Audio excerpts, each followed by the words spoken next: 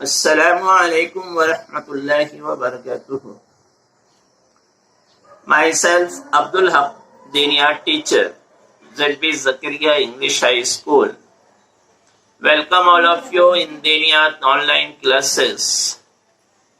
My dear students, today I will going to start our second term, first chapter,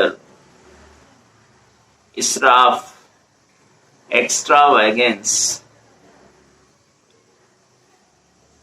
What is the meaning of israf?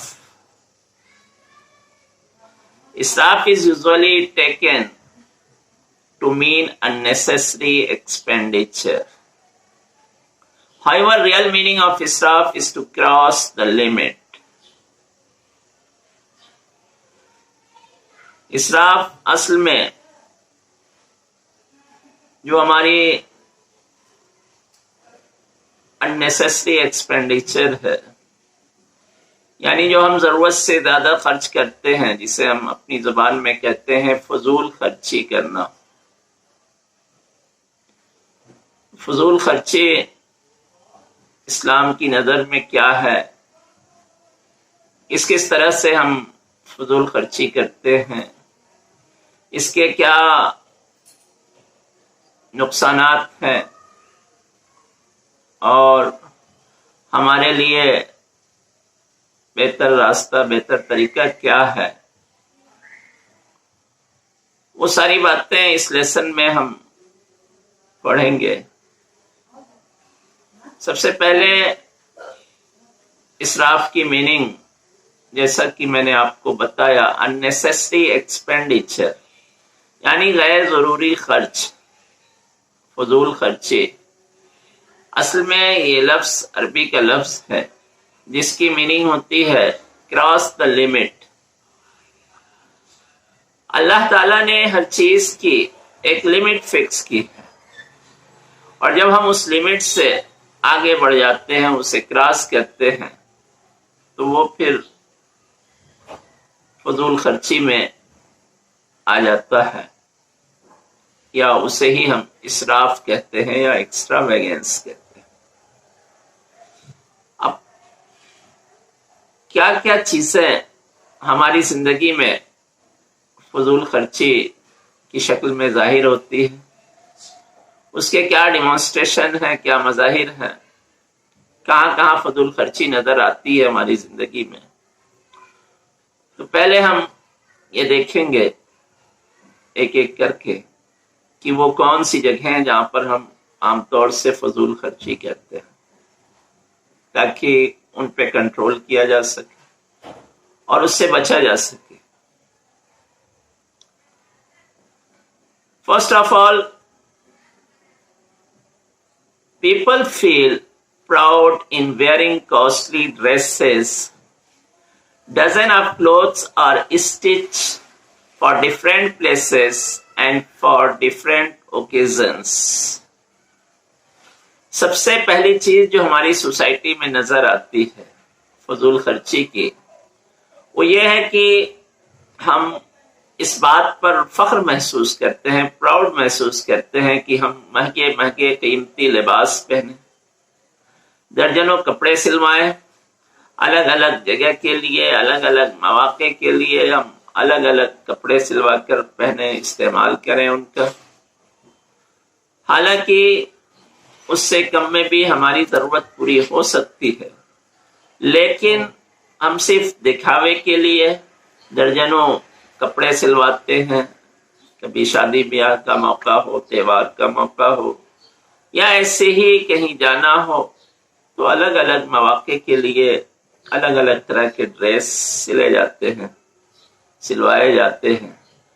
تو یہ ایک طرح کی فضول خرچی ہے جو ہماری سوسائٹی میں نظر آتی ہے.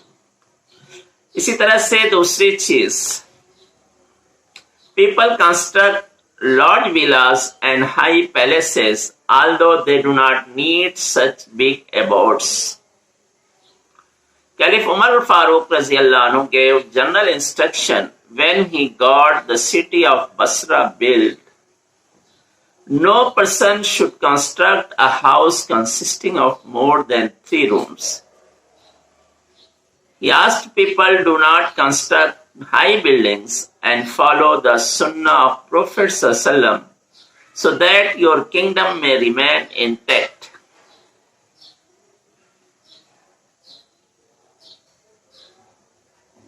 इसी तरह लोगों को आपने देखा होगा कि वो ऊंचे ऊंचे मकानात बनाते हैं, महल बनवाते हैं, घर बनवाते, बंगले बनवाते, और हालांकि इतने बड़े घर की उनको जरूरत नहीं होती, उससे कम में भी उनका गुजारा हो सकता है, लेकिन सिर्फ शान के लिए, दिखावे के लिए ये बड़े बड़े बंगले और महल बनवाए जाते हैं। हजरत उमर फारूक रजी अल्लाह अन्हु जब खलीफा हुए और उन्होंने एक शहर बसाया बसरा के नाम से, तो एक जनरल इंस्ट्रक्शन दिया लोगों को कि कोई भी आदमी 3 रूम से ज्यादा का घर ना बनवाए, यानी किसी का घर 3 रूम से ज्यादा का नहीं होना चाहिए, इतना एक छोटी फैमिली के लिए काफी है। और उन्होंने लोगों से कहा कि तुम ऊंची ऊंची बिल्डिंगें ना बनाओ और अल्लाह के रसूल की सुन्नत को फॉलो करो, क्योंकि अल्लाह के रसूल की सुन्नत है। और उन्होंने फरमाया कि तुम्हारी हुकूमत उस वक्त तक कायम रहेगी जब तक तुम इस सुन्नत को फॉलो करते रहोगे। एक दूसरे मौके से अल्लाह के रसूल सल्लल्लाहु अलैहि वसल्लम ने फरमाया, एनी एक्सपेंडिचर ऑफ अ मोमिन that he incurs on himself is in fact the expenditure in the way of Allah, except extravagant construction, for there is no good in it. अल्लाह के रसूल सल्लल्लाहु अलैहि वसल्लम ने फरमाया कि एक मोमिन जो अपने ऊपर जो कुछ भी खर्च करता है वो उसकी जरूरत है, सिवाय उसके कि वो ऊंची ऊंची बिल्डिंगें बनाने के लिए फजूल खर्ची करे, तो इसमें किसी तरह की कोई भलाई नहीं। तो इसकी रोशनी में हम देख सकते हैं कि आदमी को इतना ही बड़ा घर बनाना चाहिए जिससे उस रहने की जरूरत पूरी हो सके, सर छुपाने की जरूरत पूरी हो सके। बहुत ज्यादा बड़े बड़े बंगले और बिल्डिंगें और क्या कहते हैं महल बनवाना, ये फजूल खर्ची में शामिल है। इसी तरह से एक मौका और होता है हमारी सोसाइटी में जिसमें लोग बहुत ज्यादा फजूल खर्ची करते हैं। कहा गया, to many goods for house hold are purchased although the need can be fulfilled with less. Things that are in excess of actual requirement belong to shaitan. घर के इस्तेमाल की जो चीजें होती हैं जिन्हें हम खरीदते हैं, तो इतना ही होना चाहिए जो हमारी जरूरत भर का हो। कहा गया, घर में जो सामान जरूरत से जायद है वो शैतान का है। तो अब इससे अंदाजा लगा सकते हैं आप कि हमें घर में जरूरत भी नहीं है बहुत सारी चीजों की, फिर भी हम खरीद कर ला रहे हैं और अपना घर भर रहे हैं। हमें घर के इस्तेमाल की उतनी ही चीजें रखनी चाहिए जितनी जरूरी हो, उससे ज्यादा रखना ये एक तरह का